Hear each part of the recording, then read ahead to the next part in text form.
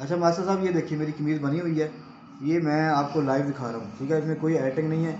ये मेरी गर्दन देखिए आप, ठीक है। ये बैक पे गर्दन देखिए मेरी,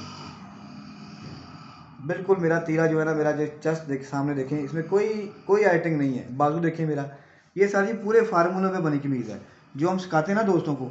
और मेरे हाथ देखो, ये देखें, दोनों हाथ ऊपर है, ना मैंने कहीं से कमीज़ को पकड़ा हुआ ना खींचा हुआ है।